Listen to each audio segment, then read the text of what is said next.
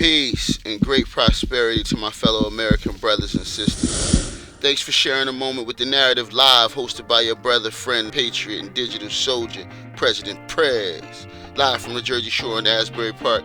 Yes, your brother is blessed, elect, fresh, and always living his best. Firstly, as always, I give all the praise and honor to the Most High God, our Father. And only by faith do I live, breathe, and have my being. Today is March 8th, 2022.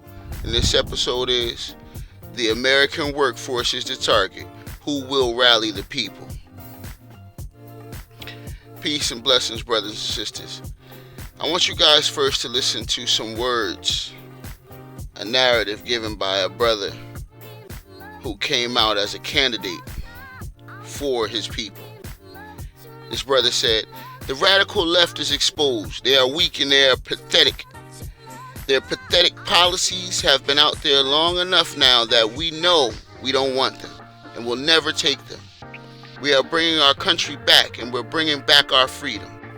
The socialists, globalists, Marxists, and communists that are attacking our civilization have no idea of the sleeping giant that they have awakened. They cannot even begin to imagine the brave and righteous spirit that they have unleashed in men and women. But they are going to find out the hard way on November 8th, and even more so on November 2024. They will find out like never before.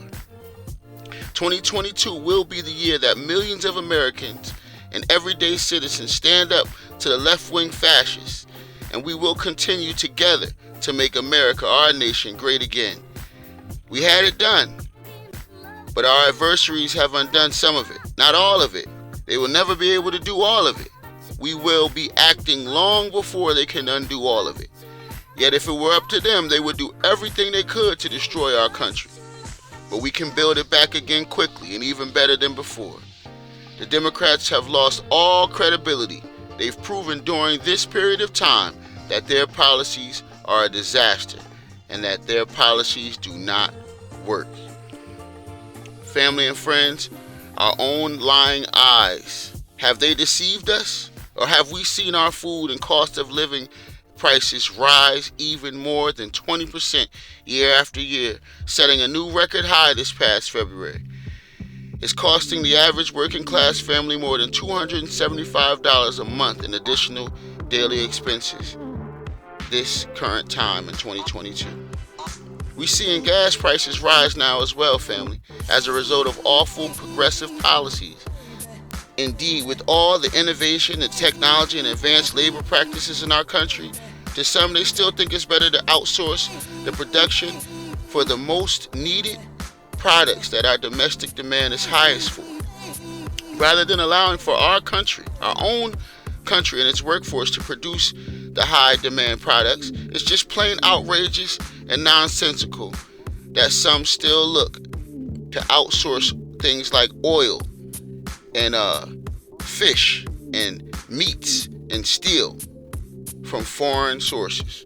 The so-called experts who suggest that our country should be going green and cutting domestic oil production are the same entities invested very heavily in solar and green technology manufacturing in China and other foreign places. Foreign oil importation from countries like Russia and Saudi Arabia seem to be the norm for our political elite.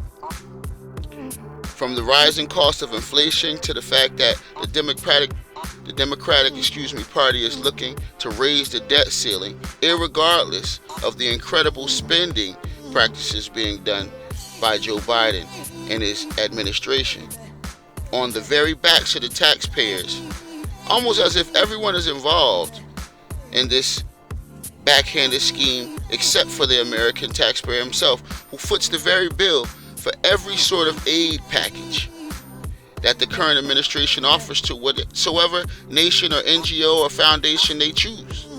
Whether military in nature or humanitarian, the working class American citizen is covering all of these expenses, guys. But for what in return? What interest do you or I have in the territorial integrity of a foreign country? What interest does Ukraine have in the territorial integrity of our southern border? Should Ukraine send the U.S. aid to help cover the expenses for additional border agents? How about the Taliban of Afghanistan sending us aid for the rising violent crime wave ripping through our nation. We could use some of those weapons we left back there for law enforcement use, and it would save us a ton of money, While we're at it, we're currently sending billions and billions of dollars to Russia daily for gas. America buys the most amount of oil from Russia than any other country at 600 million barrels per day. Yet before Joe Biden turned off the Keystone Pipeline, America was able to produce 800 million barrels per day, which would be more than enough to bring the gas prices down from where they are currently.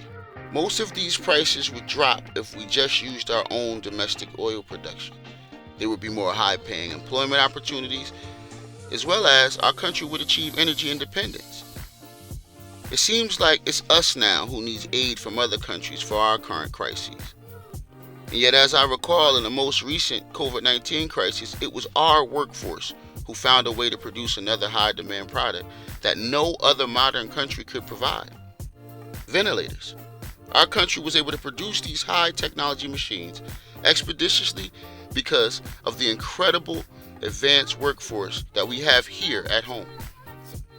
And yet, as soon as Joe Biden and the administration came into power, the first decision was to cut 20,000 American jobs from our own workforce by canceling the Keystone Pipeline.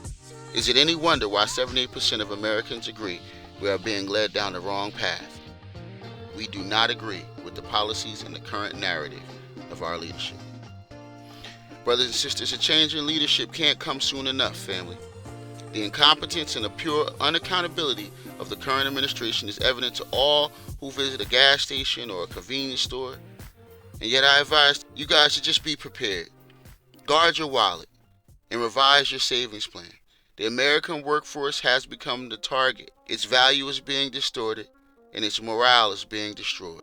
Who will rally the people? We're going to find out, guys. Listen, brothers and sisters, keep God first and your faith in your family. The storm won't last always. The sun will come up in the morning. So with that in mind, let's continue together to leave our communities more beautiful and beneficial than we inherited. Peace and prosperity. Have a wonderful day. See you guys next time on The Narrative, hosted by your boy, President Prez.